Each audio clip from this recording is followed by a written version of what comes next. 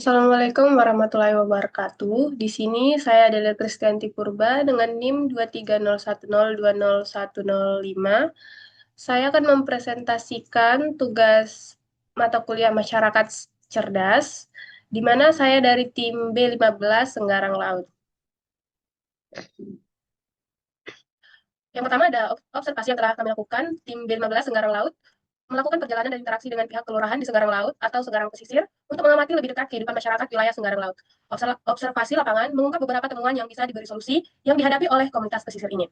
Temuannya yang pertama ada kondisi kebersihan lingkungan di sekitar pemukiman masih kurang memadai yang ditandai dengan banyaknya sampah yang belum terkelola di bawah kolong rumah warga. Yang kedua, tidak tersedianya pembatas jalan di kawasan Kampung Cina yang berpotensi membahayakan keselamatan pejalan kaki dan pengendara.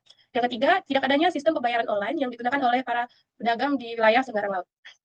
Selanjutnya kami melakukan design thinking proses, di mana dilakukan di auditorium FTTK. Setelah kami mempersiapkan spidol dan sticky note, proses design thinking kami dimulai dengan tahapan 4 zine, di mana tim mencatat sekitar 500 temuan kunci dari observasi lapangan. Temuan-temuan ini kemudian dikelompokkan menjadi 6 dalam tahapan define, yang masing-masing menghasilkan satu kalimat masalah atau opportunity, sebelum akhirnya beralih ke tahap idea untuk merumuskan kalimat solusi atau inovasi yang spesifik.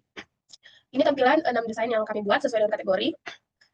Selanjutnya, temuan yang saya temukan berdasarkan observasi itu banyak lingkungan pemukiman yang praktik pengelolaan sampahnya masih kurang dilakukan secara terbuka. Praktik ini dilakukan oleh sebagian besar masyarakat dengan cara cepat dan mudah untuk mengurangi volume sampah rumah tangga. Dampaknya ini akan membahayakan kesehatan masyarakat di sekitar sana karena polusi udara. Kemudian solusi yang saya temukan itu mengusulkan penggunaan desain insinerator mini untuk rumah tangga yang dibuat dari material terjangkau seperti drum bekas atau bata. Desain ini menggunakan prinsip TLUD atau top lift up draft yang telah terbukti efisiensi dalam mengurangi polusi.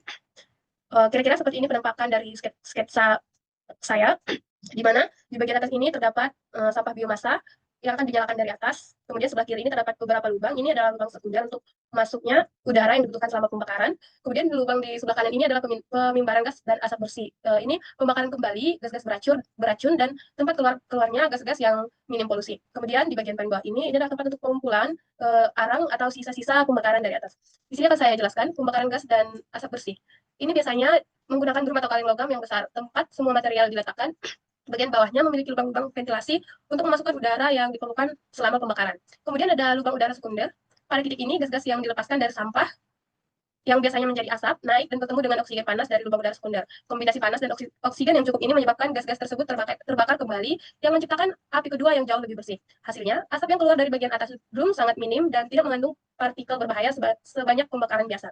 Kemudian ada sampah biomasa nyala dari atas, sampah kering seperti daun, ranting, kertas, dan kardus diletakkan di bagian atas drum. Ini adalah prinsip utama TLUD, yaitu membakar dari atas ke bawah. Pembakaran dari atas ini akan memicu proses pirolisis pada material di bawahnya. Kemudian yang terakhir ada pengumpulan arang atau biokar padat. Ini adalah laci atau tempat di bagian bawah drum untuk menampung abu dan sisa pembakaran yang padat. Sisa ini disebut biokar, yaitu arang kayak karbon yang sangat bermanfaat untuk menyuburkan tanah. Selanjutnya ada solusi final dari permasalahan kami itu ada pagar pembatas jalan agar masyarakat yang lalu lalang di sekitar pemukiman Senggarang Laut tidak jatuh ke laut. Ini solusi dari permasalahannya itu memberikan edukasi kepada masyarakat dan pihak terkait mengenai betapa berbahayanya kondisi jalan yang tidak dilengkapi pagar pengaman. Selain itu, kami juga akan merancang desain pagar yang tidak hanya berfungsi sebagai pembatas dan pelindung, tapi juga memiliki nilai tambah sesuai kebutuhan lingkungan di sekitar. Sekian penjelasan dari saya ucapkan terima kasih.